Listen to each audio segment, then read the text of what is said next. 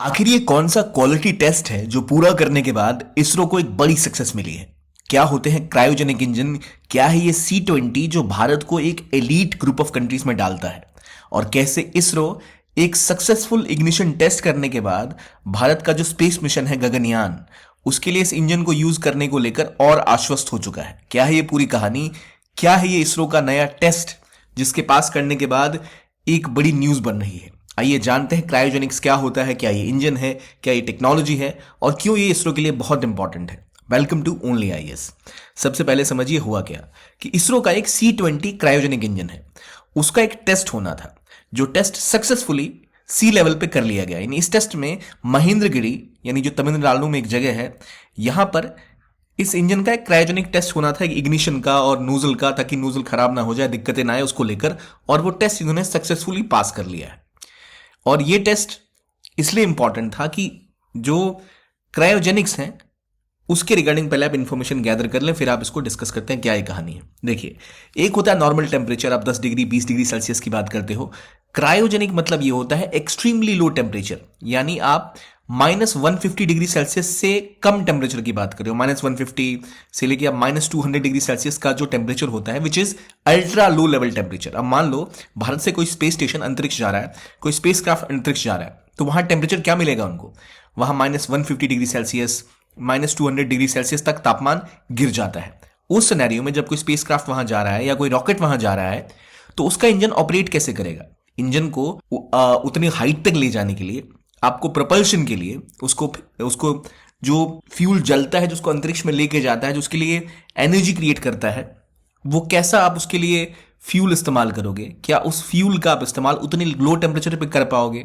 क्या वो वहां पे जल पाएगा? मान लो आप किसी रॉकेट को लेके जा रहे हो अंतरिक्ष में, जो उससे प्रोपल्जन हो रहा है, जो उसका फ्यूल जल रहा है, आप उसको थोड़ा सा कंट्रोल करना चाहते हो। जैसे नॉर्मली ये होता है कि जो भी रॉकेट अंतरिक्ष में जाता है उसमें एक सॉलिड फ्यूल होता है। सॉलिड फ्यूल नॉर्मल तरीके से इस्तेमाल होता है कि मान लो एक कैनिस्टर है, यहाँ आपका सॉलिड फ्यूल जमा है, यहां से आप उसको जलाओगे नोजल के थ्रू, फिर वो आग बाहर छोड़ेगा। ये मान लो इस तरह का आग निकल रही है और वो सीधा आपका जो रॉकेट है वो अंतरिक्ष की तरफ जाएगा। That is normal procedure.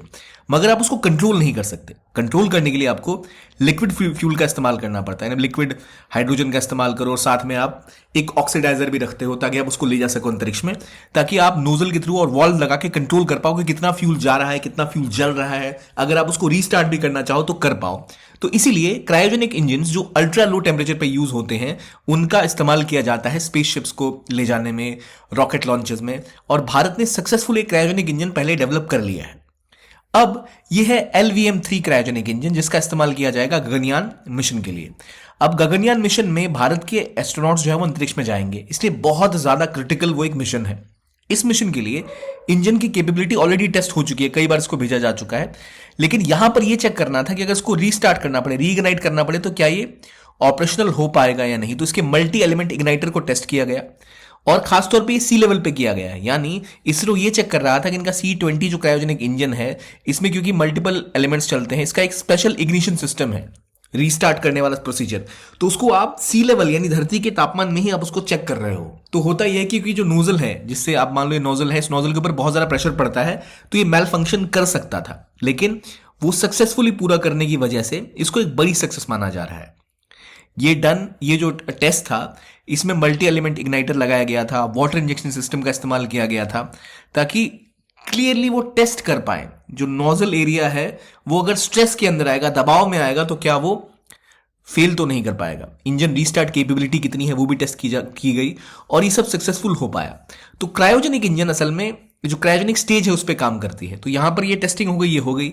लेकिन अब पहली बात ये कि भाई क्रायोजेनिक्स में होता क्या है। देखो, क्रायोजेनिक अक्सर अपर स्टेज में होता है कि आपको जब ये आप रॉकेट या कोई भी आप ICBM ही चाहो, इंटरकंटिनेंटल बैलिस्टिक मिसाइल ही लॉन्च कर रहे हो, तो आपने पहले उसको फायर किया, ठीक है।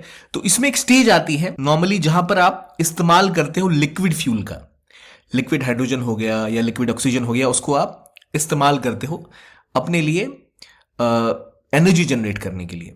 वहां पर आपका नीचे कंबशन नोजल होता है, ठीक है। तो इस क्रायोजेनिक स्टेज में जब आप उस पोजीशन पे पहुंचते हो जहां पर आपका इंजन दोनों टैंक से लिक्विड ऑक्सीजन, लिक्विड हाइड्रोजन का इस्तेमाल करता है और उसको पंप में डालता है जिससे पावर जनरेट हो। क्योंकि ये जो क्रायोजेनिक स्टेज होती है, जब आप एक्सट्रीमली कोल्ड फ्यूल का इस्तेमाल करते हो तो वो बहुत ज्यादा एफिशिएंट होता है। बहुत ज्यादा वो एनर्जी उत्पन्न करता है, तो उससे आपके रॉकेट्स और स्पेसक्राफ्ट काफी आसानी से ज्यादा हाइट तक जा सकते हैं, ज्यादा आसानी के साथ फ्लाई कर सकते हैं और उसको आप इजीली प्रोपेल कर सकते हो। तो इसमें आप अलग अलग स्टेज पे कंट्रोल कर सकते हो कि आपके जो जो भी आपका फ्लाइंग व्हीकल है उसके ऊपर कितना प्रेशर लग रहा है, क्या थ्रस्ट आ रहा है। तो इसीलिए ये एक इंपॉर्टेंट चीज होती है, खासतौर पे वो मिशन जिसमें आपके एस्ट्रोनॉट्स जाने वाले हैं, वहां पर आप इंश्योर करना चाहते हो कि जो इसका बूस्ट है, इसका थ्रस्ट है, वो बहुत अच्छे से हो पाए। इंडिया ऑलरेडी दुनिया की छठी ऐसी पावर है जिसने खुद का क्रायोजेनिक इंजन डेवलप किया। इसका नाम CE-20 है। ये हैवी सैटेलाइट लॉन्च करने में जो GSLV Mark 3 है, इंडिया का सबसे हैवी जो लॉन्च व्हीकल है, उसमें इस्तेमाल होता है। इससे आप अपने स्पेस मिशंस को पूरा कर सकते हो, फॉरेन एक्सचेंज कमा सकते हो। और भारत ने इसके लिए एक लंबी जर्नी को पूरा किया। 1982 से हम इसके ऊपर काम कर रहे थे। पहले हमारे एक्सपेरिमेंट फेल होते रहे, 2000 में हमारा पहला इंजन फेलियर हुआ। फिर कहा ही जाता था कि शायद ने कुछ थोड़ी रशिया की मदद ली, लेकिन फिर भी इंडिया ने इसको खुद से डेवलप कर लिया और सक्सेसफुल फ्लाइट 2014 में हमने इसकी पूरी भी कर ली थी। अब कंपेयर करिए कि इंडिया को इसे डेवलप करने में कितना समय लगा। ठीक है, कंपेयर करिए अब यूएसए ने जिसने इसको सक्सेसफुली 1963 में 1963 में ही टेस्ट कर लिया था। तो क्रायोजेनिक असल में वो स्टेज होती है जो किसी भी अगर आप लॉन्ग रेंज मिशन पे जाना चाहते हैं तो उसके लिए बहुत इंपॉर्टेंट हो जाती है। तो अभी अगर आप देखें, क्रायोजेनिक रॉकेट इंजन खुद से किसी देशों ने डेवलप किया है तो वो India, USA, Russia, European space agency, China और जापान ने डेवलप किया है। तो इंडिया को एक एलीट, वो एक ग्रुप ऑफ कंट्रीज में डालता है। अब इसकी विशेष जो कैपेबिलिटी है इंजन की, वो भी हमने चेक कर लिया कि जो हमारा LVM-3 रॉकेट होगा, जो हमारे एस्ट्रोनॉट्स को अंतरिक्ष में लेके जाएगा, उसके अंदर CE-20 क्रायोजेनिक इंजन होगा। ये इसका जो रीस्टार्टिंग सिस्टम है, जो इसका नोजल है, वो कितना प्रेशर झेल सकता है, उसका भी टेस्ट सक्सेसफुली हमने कर लिया। और गगनयान मिशन, क्या मिशन है भाई, ये वो इंडिया का पहला मैन्ड फ्लाइट टू स्पेस है जहां भारतीय एस्ट्रोनॉट्स को अंतरिक्ष में लेके जाया जाएगा। ये आपके एस्ट्रोनॉट्स हैं जो इसके लिए वॉलंटियर कर रहे हैं, जो अंतरिक्ष में जाने वाले हैं। और इनकी सेफ्टी सिक्योरिटी के लिए हर एक मिशन जो इंडिया एम्प्लॉय करने वाला है, डिप्लॉय करने वाला है, वो सक्सेसफुल हो, वो फुल प्रूफ हो, इसको इंश्योर करना बहुत जरूरी है। इसलिए CE-20 का एक क्रायोजेनिक इंजन टेस्ट बड़ा रेलेवेंट था, बड़ा इंपॉर्टेंट था, जो इन्होंने करने में कामयाबी हासिल की है, जो इसरो की बढ़ती कैपेबिलिटी को भी दिखाता है और ये भी इंश्योर करता है कि भारत के आने वाले मिशन, चाहे वो गगनयान ही हो, चाहे कोई और मिशन हो, वो बिना किसी दिक्कत के पूरा हो सके। ये मिशन जो है लगभग 90 बिलियन रुपीस के आसपास खर्च से किया जा रहा है, जो कि LVM-3 रॉकेट से होने वाला है। LVM-3 रॉकेट में जो क्रायोजेनिक स्टेज आएगी, जब वो अल्ट्रा लो टेम्परेचर पे आपका जो फ्यूल है वो जलेगा, उस पॉइंट पर कोई मिस्टेक ना हो, अगर आपको इंजन रीइग्नाइट करना पड़ जाए तो कोई दिक्कत ना हो। तो उन चीजों को ध्यान रखने के लिए आप प्रकार प्रकार के टेस्ट पहले कर रहे होते हैं। तो उसी टेस्ट में से एक ये काम है। अब देखो, क्रायोजेनिक टेक्नोलॉजी जो होती है उसका इस्तेमाल केवल स्पेस में ही नहीं होता। क्रायोजेनिक्स का इस्तेमाल फूड प्रिजर्वेशन में होता है, मेडिसिन में होता है, अब आप इवन न्यूक्लियर पावर में जो जनरेशन है उसमें कभी कभी इसका इस्तेमाल करते हैं। तो इसलिए बहुत वाइड रेंज इंपैक्ट है। भारत ने इस टेक्नोलॉजी को स्पेस एक्सप्लोरेशन के लिए यूज किया, डेवलप किया, लेकिन इसका इस्तेमाल भविष्य में और भी कई जगह होने वाला है। इसलिए कहा जाता है कि स्पेस में जो पैसा खर्च होता है उसका इस्तेमाल बाकी सेक्टर्स में भी होता जरूर है, थोड़े समय बाद ही सही। तो भारत के लिए एक बड़ी सक्सेस है ये।